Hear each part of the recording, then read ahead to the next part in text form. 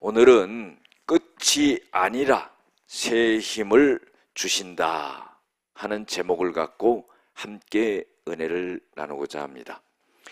개톨릭 신자 중에요, 이현주라고 하는 분이 계십니다. 이분은요, 신앙 에세이를 썼는데 제목이 예수님께 할 얘기가 있어요. 이러한 제목을 갖고 책을 냈는데요. 그 내용 중에 이런 말을 해요.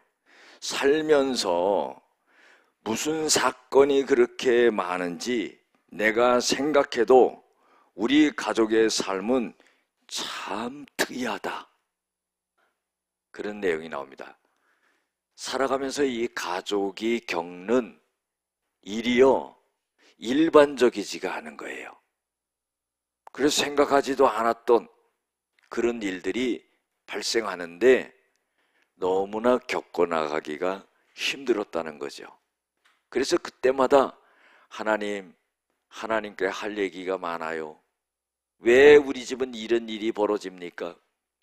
다른 집은 평안하게 사는 것 같은데 이런 고통과 어려움과 환란이 있습니까? 하는 그런 내용을 갖다가 그냥 에세이 형식으로 쓴 내용이에요.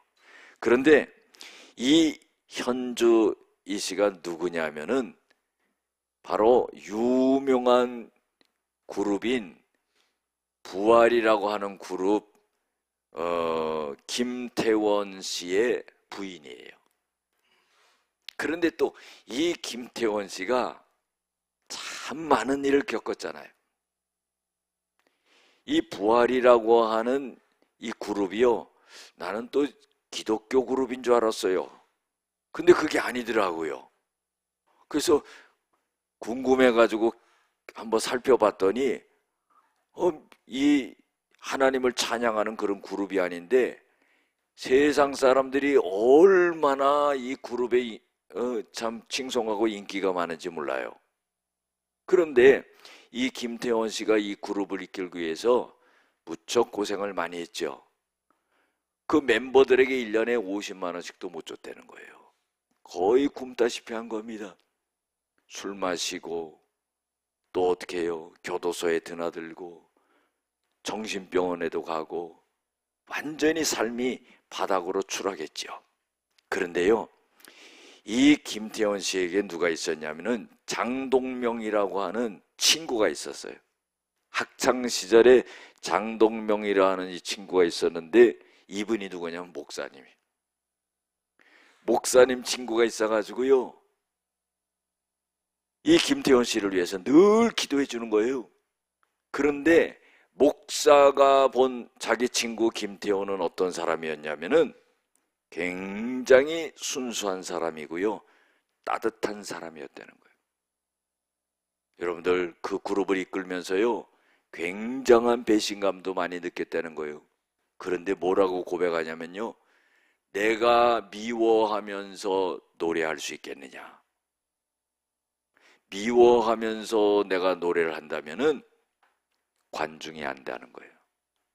여러분들, 그래서요, 자기를 컨트롤하면서 정말 순수하게 자기를 지켜가면서 노래를 해가지고 성공을 했죠.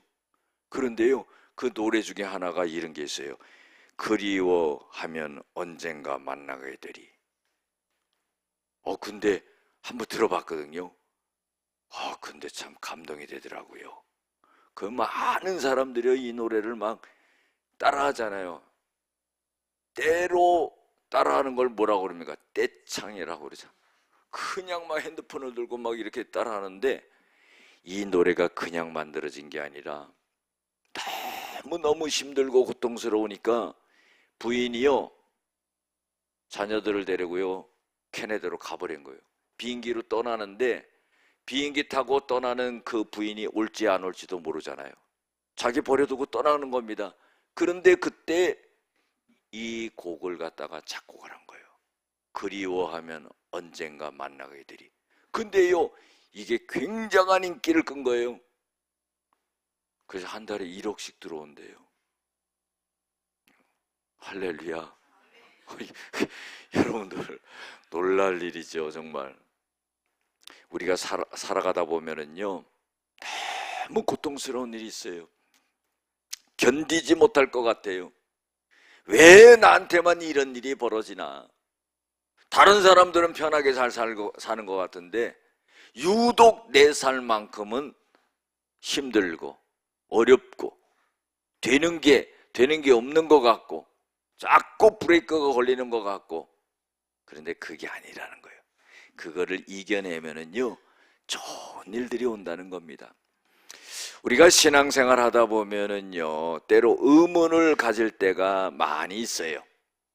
하나님이 살아계신 것을 안 믿는 거 아니에요. 아버지 하나님이 나의 아버지가 되신 거 그거 믿어요. 그런데요, 어려움을 당할 때마다 의문을 갖게 된다는 겁니다. 하나님, 내가 왜 이런 고통과 어려움을 겪게 됩니까? 의문을 갖죠. 오늘 성경의 본문의 배경도 마찬가지예요. 이스라엘 백성들이요, 우상을 섬기고 죄악을 짓고 하니까 하나님께서 바벨론의 포로로 잡혀가게 하죠. 그런데요, 70년 동안 그곳에서 고통을 당하는 거예요. 그때 이스라엘 백성들이요, 하나님 앞에 하소연하는 거예요. 아버지 하나님, 왜 우리가 이런 고통과 어려움을 당해야 됩니까? 하는 거예요. 우리가 때로는요, 하나님 앞에 이런 질문을 할 때 하나님 앞에서 내 자신을 잘 생각해 봐야 돼요. 하나님이 이유 없이 그러질 않습니다. 다 이유가 있는 거예요. 내가 영적으로 신앙이 깊지 못하면은요, 계속적으로 그런 질문만 던지는 겁니다. 해답을 얻지 못해요. 여러분들, 환경만 바라보면은요, 문제만 보이는 거예요. 주님을 바라보면은요, 해결의 실마리가 보이는 거죠. 이스라엘 백성들이요, 포로로 잡혀가서도 계속적으로요, 하나님 앞에 의문만 막 갖고 질문만 하는 거예요. 하나님, 우리가 뭐 그렇게 잘못했습니까? 우리가 왜 이런 이방 민족에게 끌려와서 하나님의 백성이 고통을 당해야 됩니까? 그러는 거예요. 여러분들, 문제와 어려움 가운데 있을 때는요, 무릎을 꿇고요, 하나님의 시각으로 나를 봐야 돼요. 이것이 영적으로 성숙한 사람입니다. 이런 자세가 될 때에 문제는 풀리게 되는 거죠. 이스라엘 백성들이요, 바벨론에서 얼마나 수치를 당하고 고통을 당했는지 시편 137편 1절에서 6절에 나옵니다. 바벨론 사람들이요, 이스라엘 백성들이 바벨론 강가에 있을 때 이런 제안을 합니다.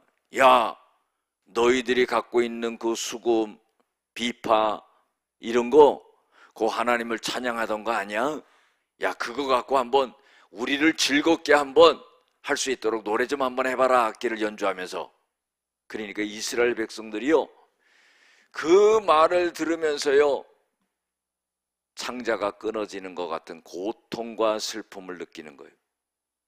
우리가 하나님을 찬양하던 이 악기를 갖고 자기네들을 한번 즐겁게 해보라는 겁니다. 그래서요, 어떤 고백이 나오냐면요, 그 악기를 버드나무 가지에 걸어버렸다 하는 거예요. 이건 뭐예요? 우리가 너희들을 위해서 연주할 수 없다. 우리가 노예로 살지만은 너희들이 우리를 죽인다 할지라도 우리는 하나님을 찬양하는 이 악기를 갖고 너희들을 갖다가 즐겁게 할 수 없다. 우리는 못한다. 그리고 버드나무까지 걸어버렸다는 거예요. 그리고요, 하나님이 우리의 혀를 갖다가 입 천장에 달라붙게 했다는 거예요. 노래를 할래야 할 수가 없는 거예요. 그러니 얼마나 수욕을 당하고 고통을 당하고 있습니까? 그런데요, 시편 126편 1절에서 3절에 보면은요, 이런 환희의 고백이 나와요. 하나님께서 우리를 시온으로 돌이킬 때에, 우리가 돌려보내실 때 우리가 꿈꾸는 것과 같았도다.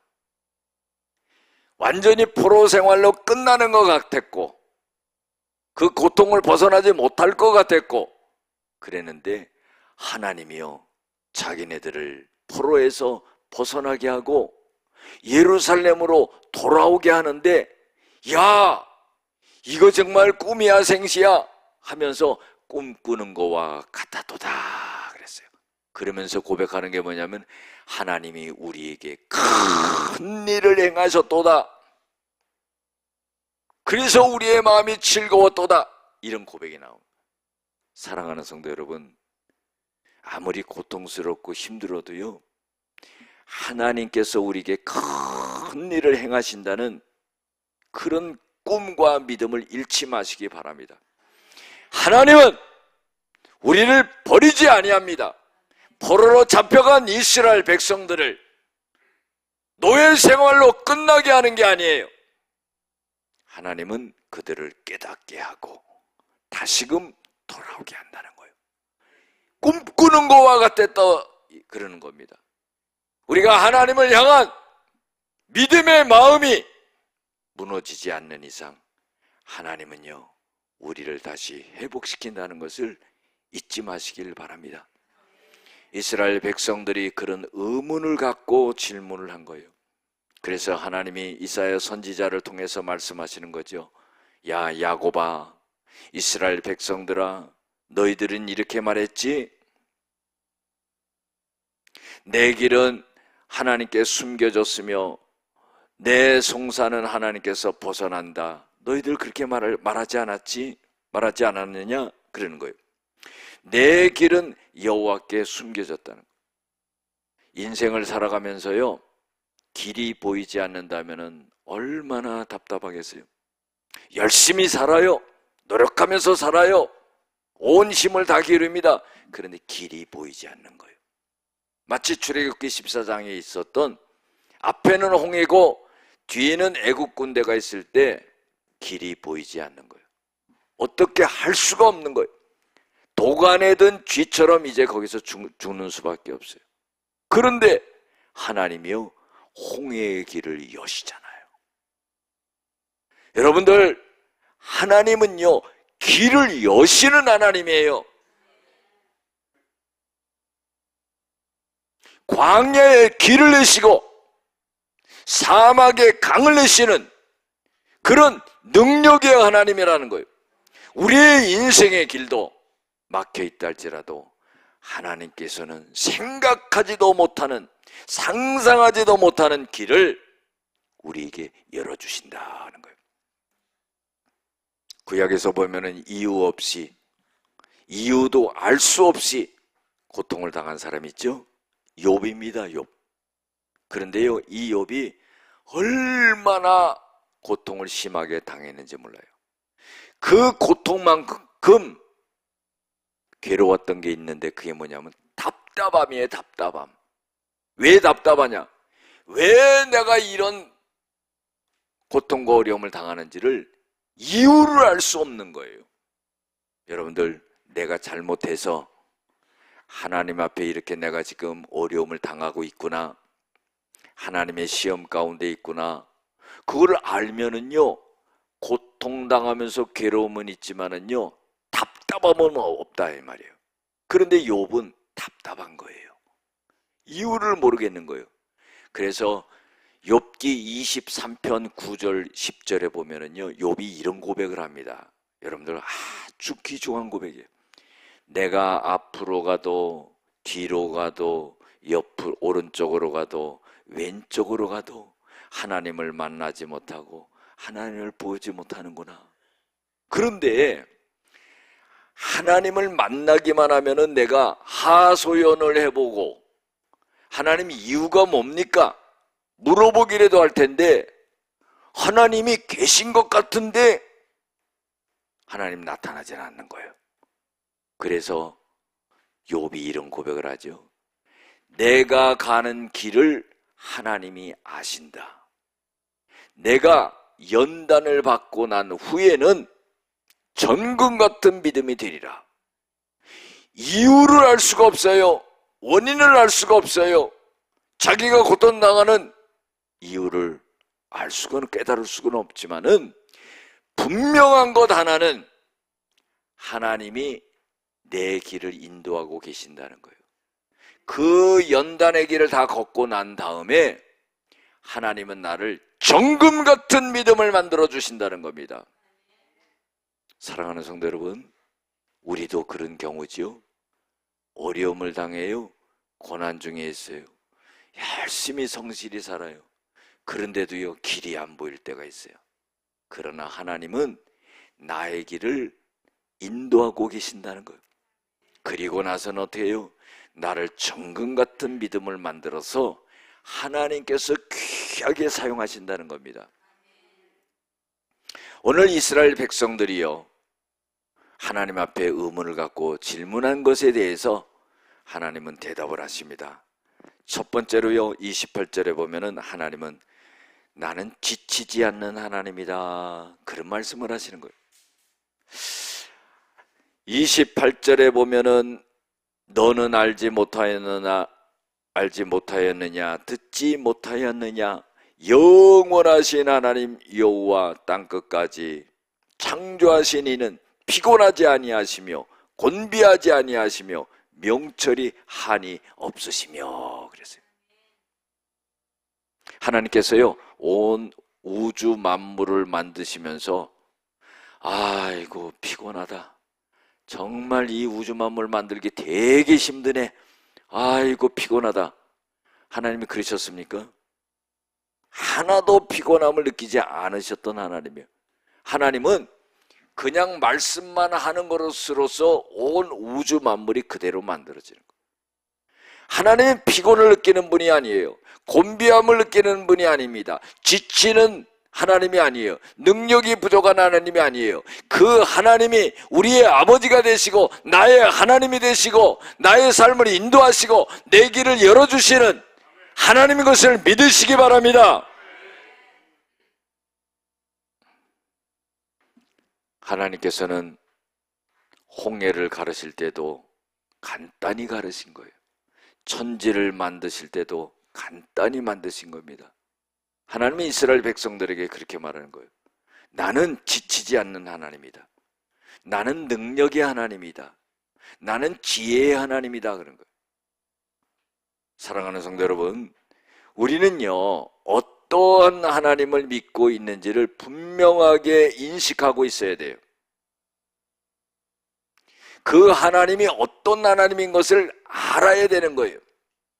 그 하나님의 지혜와 그 하나님의 능력을 믿는 자들이 되어야 되는 거예요. 하나님은요, 물리적인 것뿐만 아니라요, 영적으로도 대단한 힘이 있는 분이죠. 물리적으로도 못하는 게 없는 거예요. 온 우주 만물도 만드는 거예요. 영적으로는 어떤 일이 벌어집니까? 예수님을 통해서 온 인류의 죄를 갖다가 다 용서해 주시는 그런 영적인 능력과 지혜를 갖고 계신 분이라 그런 거예요. 할렐루야. 그래서 고린도전서 1장 24절에도 예수 그리스도는 바로 하나님의 지혜와 능력이다 그랬어요. 온 인류의 죄를 어떻게 용서할 수 있겠습니까? 그 죄에서 구원할 수 있는 능력이 누가 있겠습니까?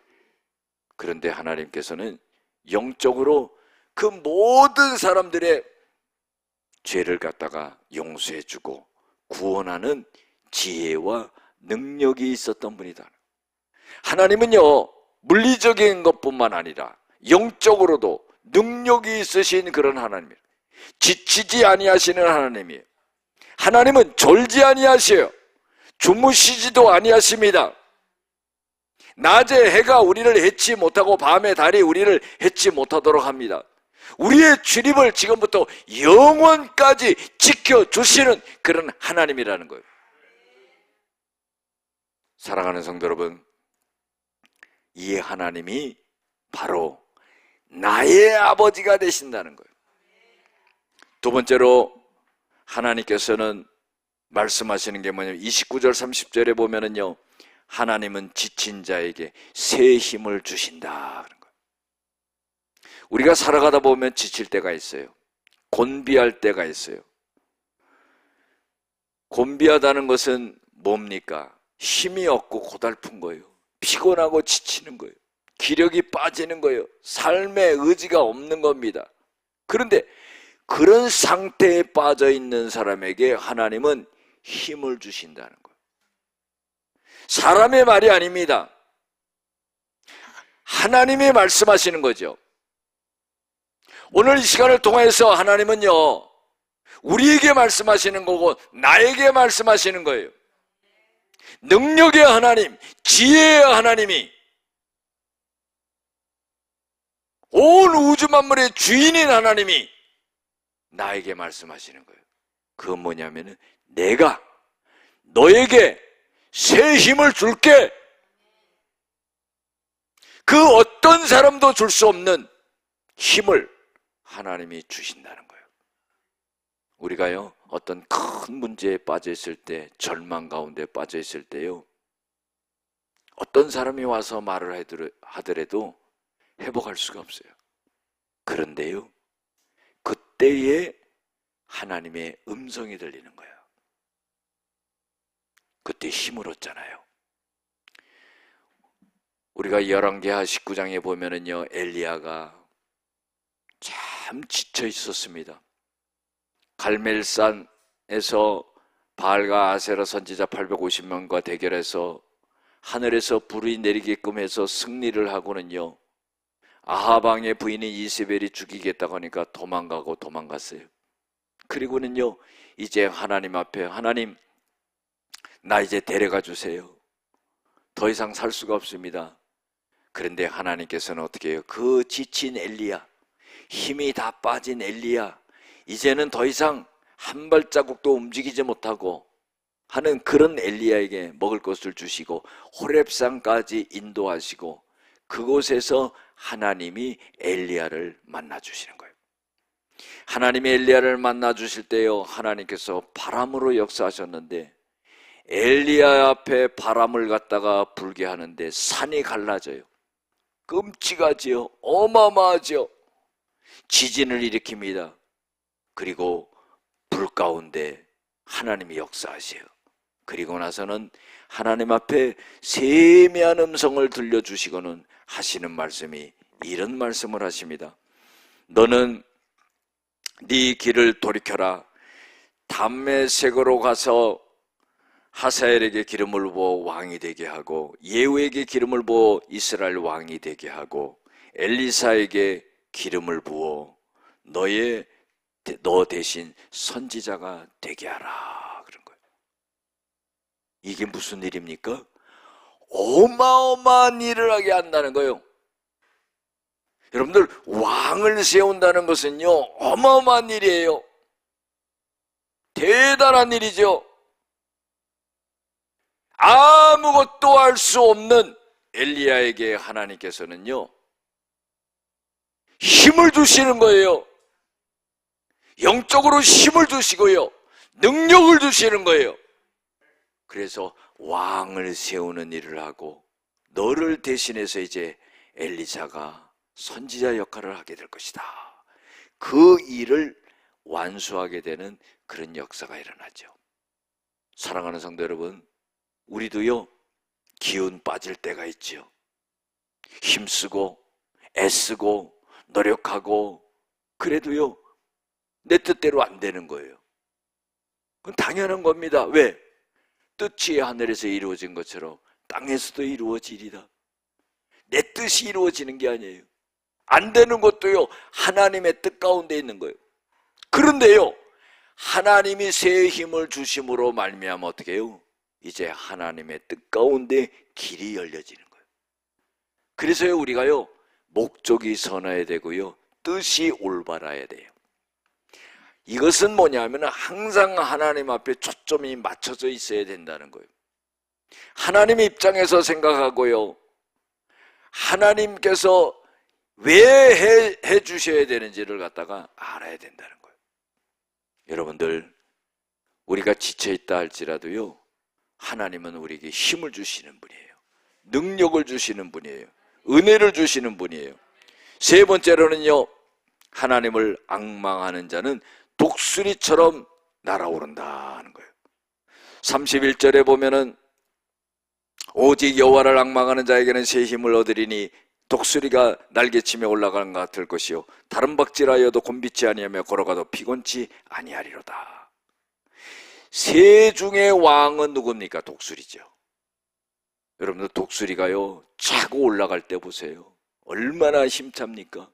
또 높은 하늘에서요 그 날개짓 하면서 날아가는 걸 보세요. 그 큰 독수리가 어떻게 저렇게 높은 데서 저렇게 날아갈 수 있을까?